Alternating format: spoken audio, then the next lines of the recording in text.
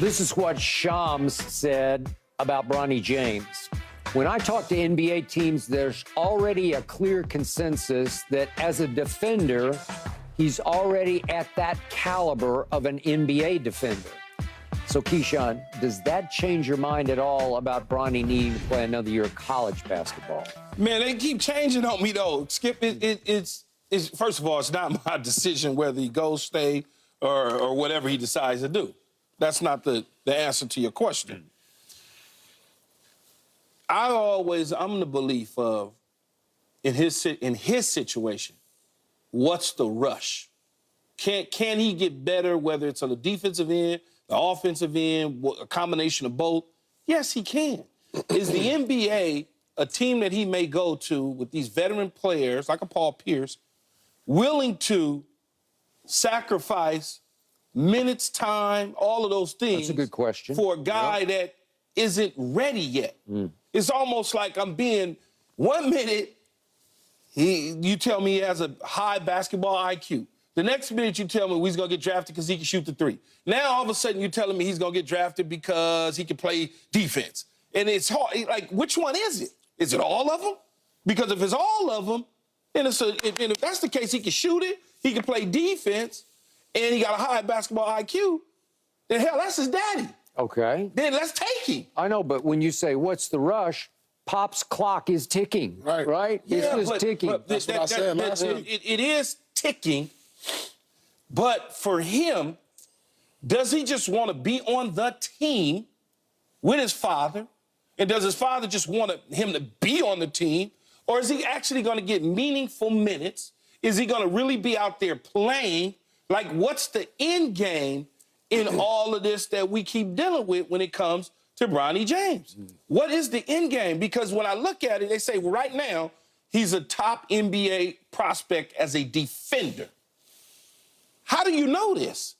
Where did that come from? What did we see it at? Did we see it at USC? Did we see it at CRK? The McDonald's game? Like, where did, because for me, in a little bit of time that I watched him, I'm like, it's just hard for me to see him guarding Booker and Ant-Man. And when them dudes that's in the NBA can't do it. Yeah. That's why I'm like. Well, he played 20 minutes a night for USC, right? I understand that, but I'm saying, though, what are they seeing that I don't see that says we could draft him as a NBA stopper on the defensive end? Like, Paul would know more than me because he played in the NBA, but I would say, okay, then when he was at USC and at CRK and in high school, then anybody that was on him at all then shouldn't score points. You can see he's getting his man body already. Well, I'm not so much talking about his body. I'm just talking about his defensive skill set. Is it there like Shams is talking about? Yeah. Or are we just hearing things from different people, putting it together?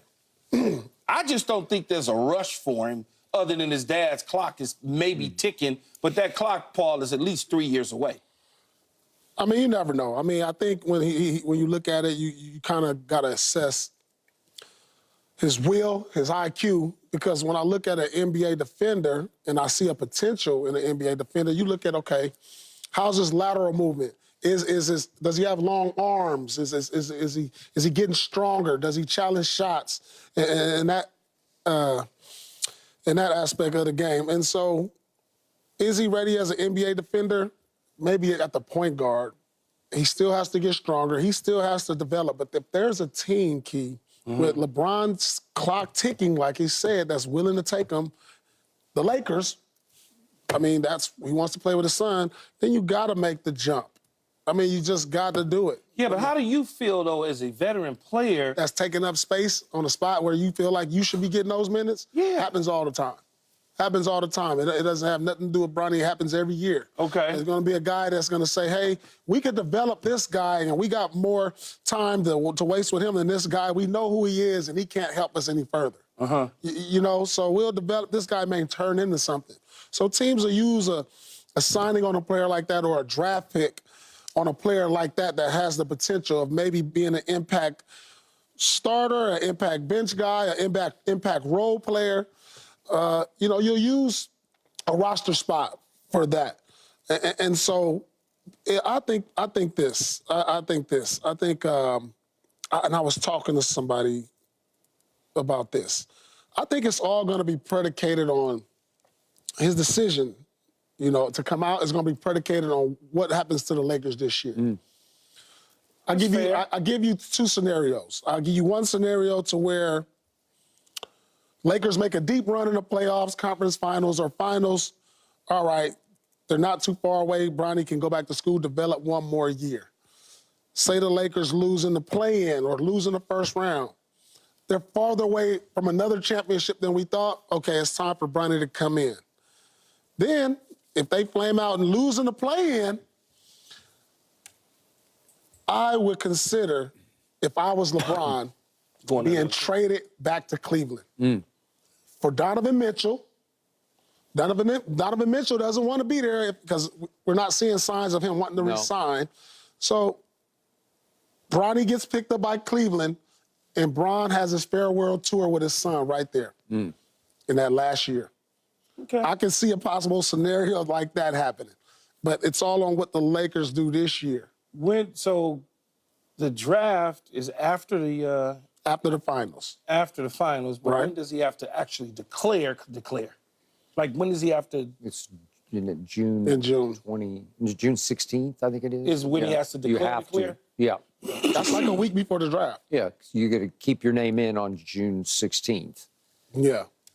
Okay. So is that enough time? Well, if they flame out, it would be enough time. Yeah. If they flame out, it'd be enough time. Right. Yeah, I don't know, man. This is But if one not, of the craziest go things back, I've develop, dealt with. and see what happens the following year. All right. I told you from the start, when I watched his USC games, I saw an NBA defender. I'm not saying he's first team all NBA. I'm just saying he can hold his own on that side of the floor at the next level because he's got tenacity about him. He's got a will about him. He's had to have a will because he got named LeBron James Jr. He's had to have a will in life, to stand up to the pressure and expectation and spotlight that are on him. And it manifests best when he's on defense more than when he's on offense.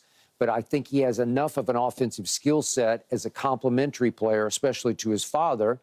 I just believe he's going to be a Los Angeles Laker next year, whether you like it or not, whether some Taurean Prince likes it or not. And that was a good point you brought up, because some Taurean Prince next year would be saying, what the hell, man? What are you doing? How are you playing? Yeah, because I just, as a veteran, you thinking, man, these old wizard veteran dudes, 10 years in, they trying to win a championship. They're like, what the hell are we doing? That's my only thought. I just think LeBron wants to retire a Laker. His business is here. He's Hollywood. He's Spring Hill. He's got a mansion in Bel Air now, and he's building another one up in the Hollywood Hills. He's got the school in Cleveland, Okay, I understand that, but I think their hearts are now here. Yeah, I just think as he graduates into his next life, it's going to be here. It's okay, Paul. We can accept it. But if you think about this, if you get to Cleveland with LeBron and his son, this is where it all started for them. Okay, that's that right there could be a great farewell tour. It's okay, beautiful. but you got to live in Cleveland for 82 games, right? I mean, you got to. Yeah, I don't think LeBron trying to go back to Cleveland. I don't think so either. I don't think he's trying to go back to Cleveland. Under no circumstances. After getting all this sun out here in L.A. Yeah, nah. Yeah, I think he likes the Southern California lifestyle. I wouldn't lifestyle. want to go to Cleveland either. Okay, so to me, at age 40, LeBron has earned the right to play with his son if he so chooses. Yes. He just has. Now, are you going to love it as a Laker fan? Because will it help you win? I don't know. I'm not saying it's going to help you win. I don't think it'll hurt you. I just don't know if it'll help you. It depends on what are we talking about here. If we going down Paul's road where the Lakers are blowing everything up and we're done, then no one cares. Nobody cares No if they one pick up cares. Bronny if they lose in this play-in game to the Warriors. They're the 10th seed. I don't think anybody would care if they won a championship and picked up Bronny. I don't think they would. No one cares. We all understand that this man has earned the right to do whatever the hell he wants to with his child. He has. There's no question about it. It's like Jordan. He earned the right to go to Washington, and it wasn't a pretty sight, but he earned the right to go there for 2 years and play, if you want to call it ceremonial basketball, but he did. Look, I didn't play in the NBA, okay? Paul did. but I watched enough NBA. I played enough basketball around Paul and them. It's just when you start talking about the guys that he has to guard and stuff like that, that's what I'm looking at. I'm like, can he guard them? I don't know. I think Paul he would can. have to be able to tell me, can he guard I mean, we're not the Ant-Man? Well, the thing is, he's not an NBA starter. He's still developing. No. Yes. So don't look at those guys. Look at the guys who are coming off the bench. That's you know, true. look at the guys who, okay, when he goes in, we'll put him in versus him, the backup guard. You know, so you have to look at that. Now, will there be cases he plays against starters? Maybe, of course, if his minutes overlap. But we always tend to look at, oh, can he guard? Go straight up to Kevin Durant and Booker, and like, no, that's not realistic out the gate. You know, you don't want them to do that right up the way, but you gotta have a learning curve. Who thought we'd be seeing Wemby, who's the skinniest guy in the NBA, out here looking like the defensive player of the year? And a dude taller than the building, though. No, but still, he's not developed. I mean, Bronny is strong enough to hold his own versus backup point guards. But when you was at Kansas, your freshman year, you think you could have made that leap from your freshman year to the NBA? I don't think I could have. That's Really? That's what but listen, I didn't come up like Bronny. I didn't have the trainers.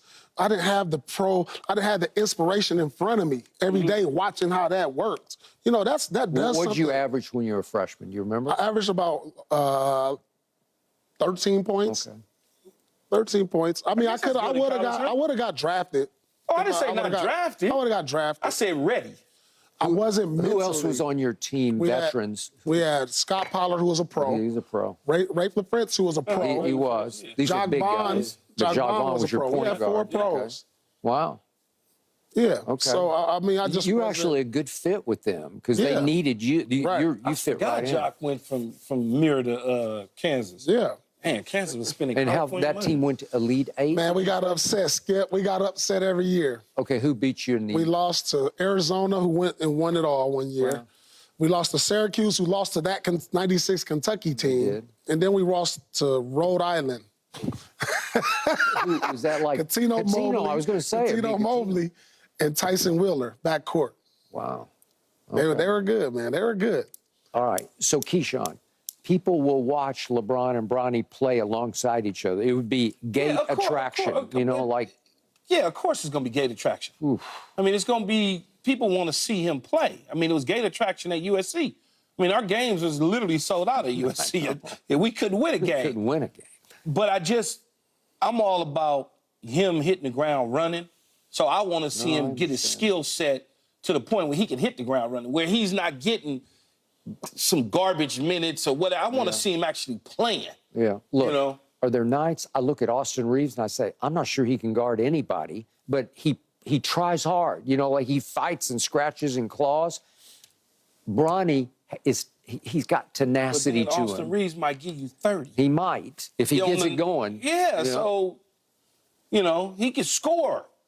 Austin Reeves could score. Yeah, I'm not sure Bronny could do that. And so if you just said to me nights where he can't defend at the level that you want him to, but then on the other side, he's giving you buckets.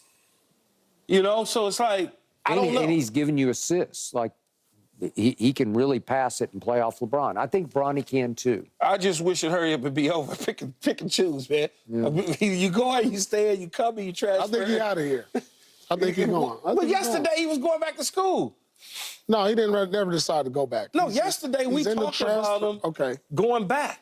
Okay. All right, back to last night's game. Should these